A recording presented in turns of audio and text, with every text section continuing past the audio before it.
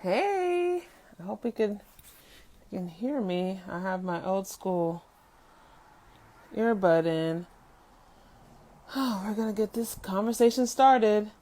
Hello, hello, hello. It's Tevra from NJ in Color. How are you? Hello, hello. Hey everybody. Hey everybody. It's me. Let me know if you can hear. We are gonna get started in just a second. This is a pop-up conversation, and we're gonna have a pretty good one. My name is Tevra, and I'm a publisher of NJ in Color. Thank you for joining us. Hey, Angela, how you doing? Um, so we are going to get started in just a second, but I thank you guys for joining us. This is a really good conversation to have. Hey, Royalty Locks, is that Jackie or Kai? Say hi if that's you.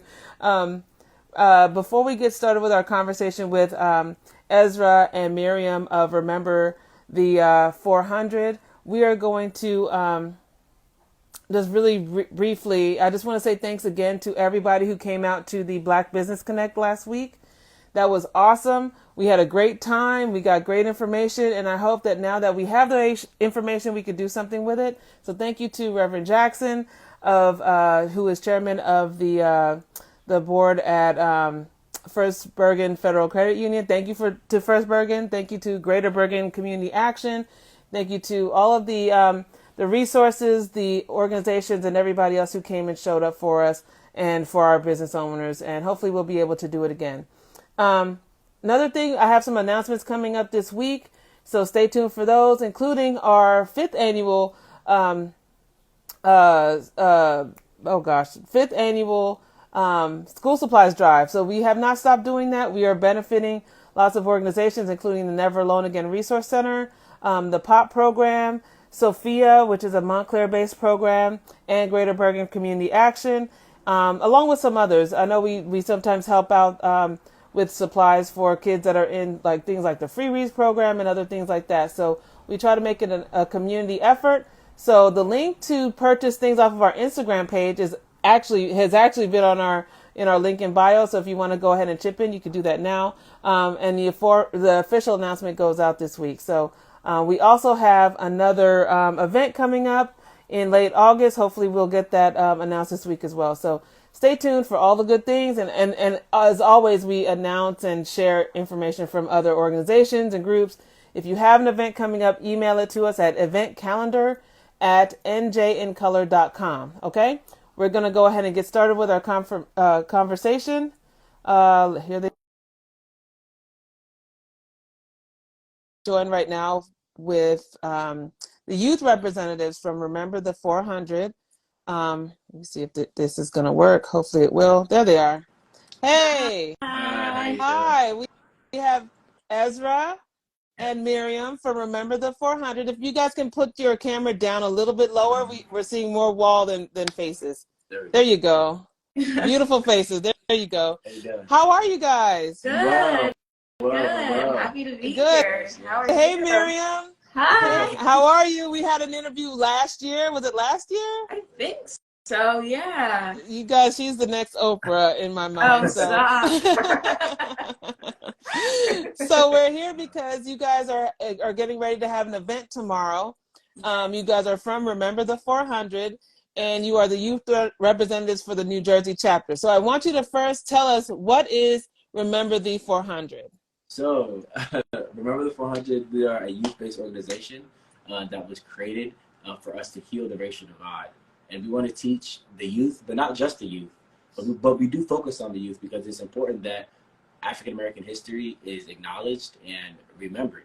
And we want to remember all the contributions we've made in these past 400 years because we've had a lot of times we talk about the negative, but it's also important to talk about the positive and a lot of the stuff and all the ways that as a people we've endured. So we just want to shine light to our history, make people proud of their history, and also, make sure people don't forget, all of the rich culture that's come out of it. So Awesome. And we do a lot of events. We've gone to schools, teaching Black history, teaching about Black inventors, and we've also went down to Virginia, the land site itself, where the first African Americans came in ships, and so that was also a monumental for us. So we just love contributing to communities. We like being a part, putting our hands, whether it's, in government, whether it's in schools, and just connecting with other organizations, just trying to help the youth as best as we can. Awesome. So I know with the connection to other organizations, you guys have helped me in the past with our school supplies drive, and I'm looking forward to partnering with you guys again this year. But it goes to show that no matter what age you are, here comes my little one right now. No matter what age you are, no matter what where you are in life, you can reach back and remember our history. This is not relegated to academia. This is not relegated to some high, the kids, the youth, the teens, the young adults. They are getting involved, they're learning, and then they're sharing the information that they learn. So Miriam, tell me about, I know the 400, so you mentioned it briefly, just a tad bit, Ezra. Talk about the actual 400. What is the significance of the 400? Right. So the 400 signifies the 400 years since the Africans first came to the shores of the Americas in 1619. And of course, as you remember the 400, as Ezra had mentioned before, we really just want to commemorate the contributions that Africans have made to this country and the whole entire world since they came to the shores of the Americas in 1619.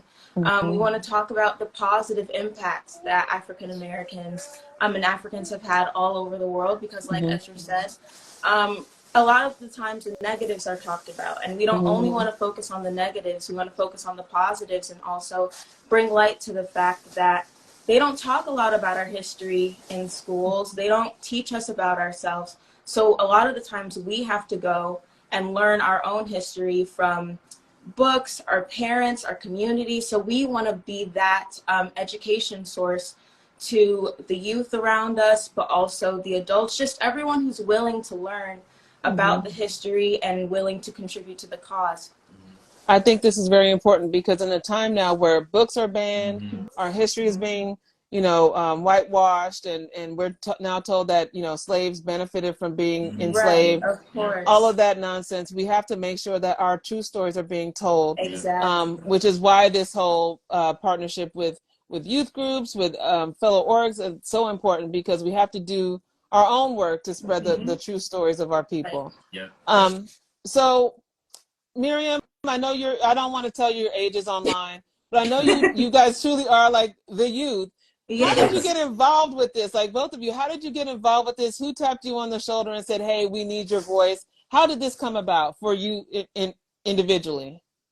So basically, I was part of the original RT400. We were both part of the original RT400 group that went down to Virginia in 2019 to commemorate the 400th year since the first slaves came to the shore of America. Basically, we were both part of the I Am More youth team, and we put on a whole event that had a bunch of different booths. And what we did was kind of like a travel through time booth event, where we had different booths that commemorated different parts of our history. And then we had like a stage show where we had different speeches, performances, a play even, where we just talked about our history in the past and the present and what we would like to do in the future as the youth. And what our goals are as the future of Remember the 400, the future of the country, the future of the world, where we would like to see our people and how we would like to see our story spread throughout the entire world. And that is how we pulled a lot of youth together, was at that I Am More event. That is where, a lot of youth and a lot of new youth was also exposed to this history.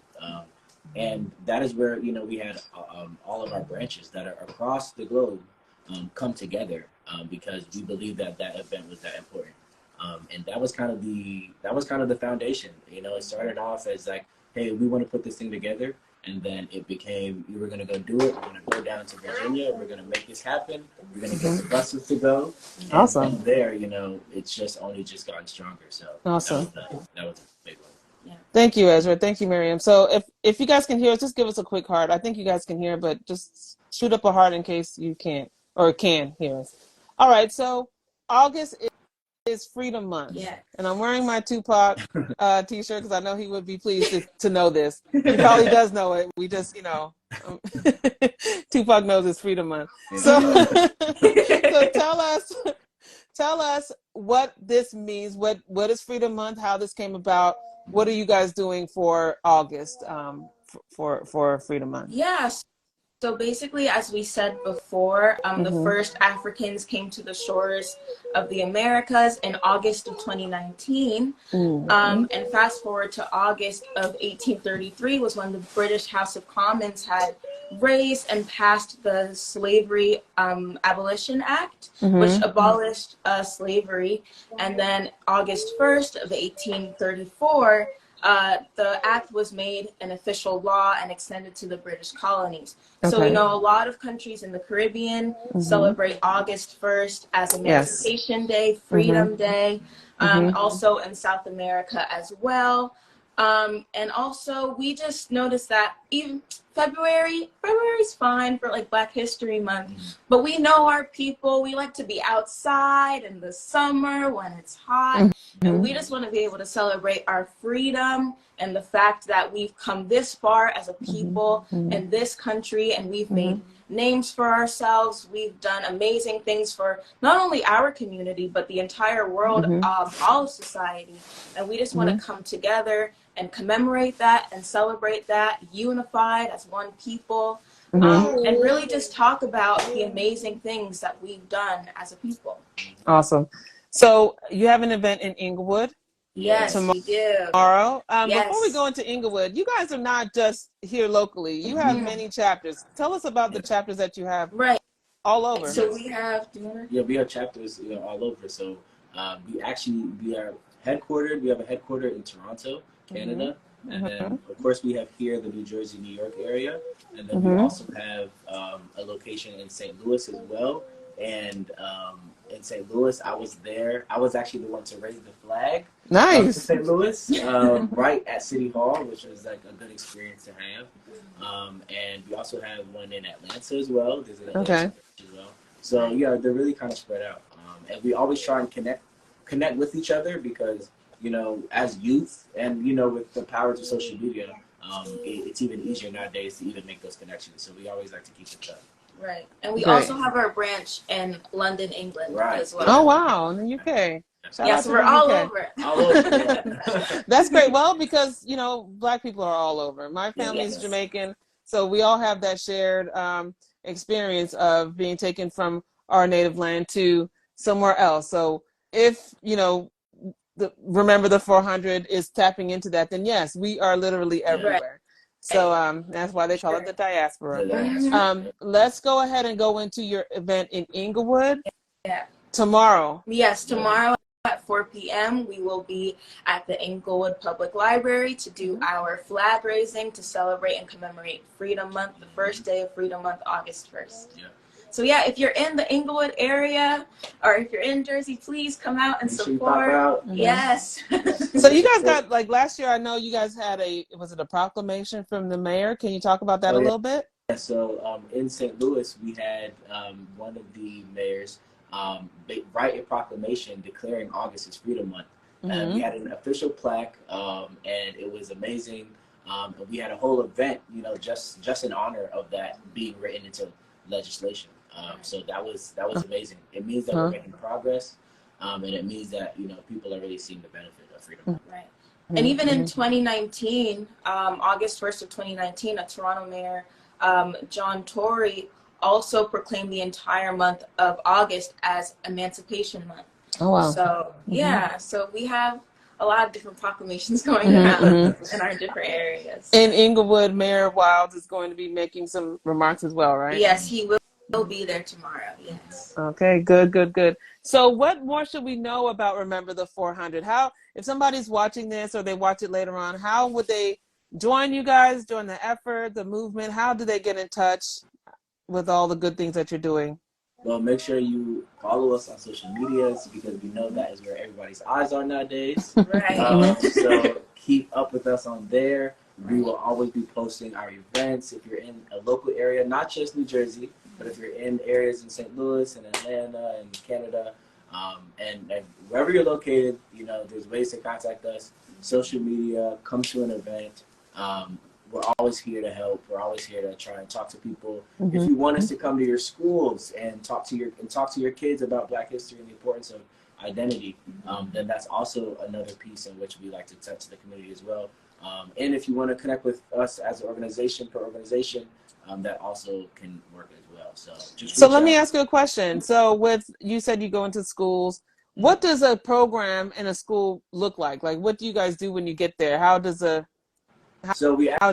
work? So we actually recently went into a school in Montclair, actually in New Jersey area. Shout out to Montclair. And yes, Yeah. and I love Montclair. that was a really good experience. So we basically came to a class and we basically walked people through, you know, Black history. You know, we asked the students. We kind of like to match the students where they're at, right? Because you know, every student probably had a different understanding of how much they know about the history, especially if it's their history. So we just made it a point to make them aware of their history and make them aware of all these things that maybe they don't know, maybe that they don't hear every day in school, and like they don't always hear their perspective. So we like to, you know, play games with the kids, do activities that are interesting to them that also involve them learning as well and learning more about themselves. And this can be adjusted to several different age groups? Several different age groups. So that was a high school. But then in St. Louis earlier that I was, we also went to some middle schools as well. So it just ranges. And then of course we would garner it towards, you know, whatever audience we're with. Okay. So, yeah. And so what is one piece of information that you want people to take away from your movement? Like if they just have one snapshot, what would you want people to know? August is Freedom Month. Promote August is Freedom Month. But also, I think what's really important is the unity and how we're trying to not only unify our community, but like Ezra said before, heal the racial divide. And also, you know, bring other communities in and let them know, like teach them about our history, and don't let them say like, oh, I didn't know, or I'm trying to be an ally, but I don't know like what I can do. So this is a place where you can learn what to do. You can learn everything you need to know about what we're trying to do, about our history, so that you can join us, and so that you can be part of the movement and part of the cause, because we're trying to get everyone together to be part of this. Yes. Awesome. So again, let's recap. August is Freedom Month. Yes. That's number one. August is Freedom Month. We're talking with Remember the 400. They're found online at rememberthe400.com. Yes, rememberthe400.com. Yes. And on Instagram and all social media at Remember the 400. Yes. Tomorrow they will be in Englewood, New Jersey for a flag raising. What is the address? Do you guys have the address offhand?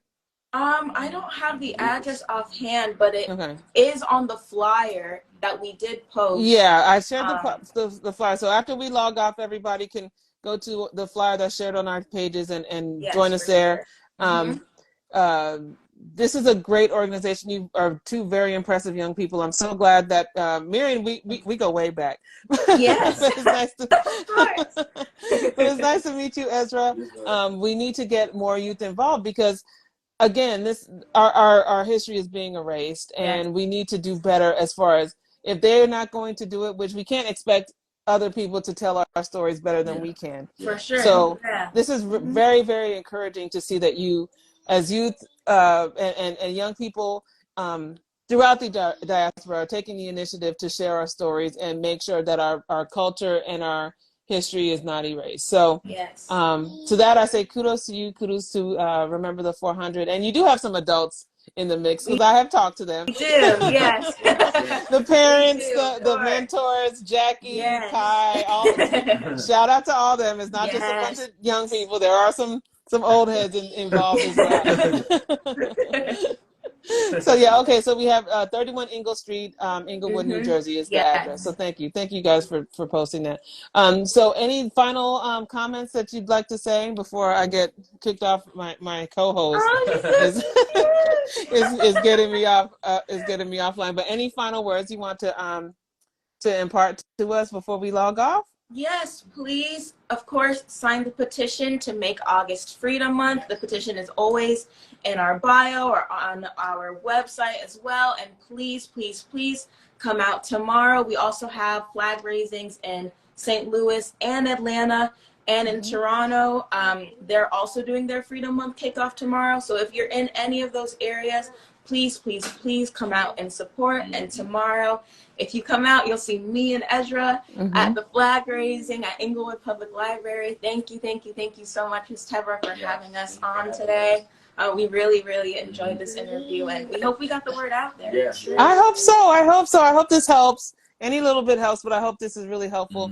And I look forward to seeing you guys tomorrow and working with you guys throughout the summer, because we have some other things going on. So this is not just a one initiative thing. They really do give back to the community. I can vouch for that. So if you guys are about that life, about that 400 life, join us tomorrow. And we thank you guys for stopping by, Ezra and Miriam. You guys are fantastic. Thank and you. I just go ahead. Thank you for having us. You guys. Oh, no problem. So again, remember the 400, give them a follow, check out all the things that they have going on. If you have friends in Atlanta, Toronto, St. Louis, the UK, and everywhere else, go ahead and let them know about this movement as well. I thank you guys all for watching, and for more information about this or any of our other events, go to I can't even say my own thing. www.njincolor.com. And thank you for connecting to NJ in Color as we connect you to the diversity of North Jersey. Have a great day, everybody. Thank you. See you tomorrow. Okay. Bye.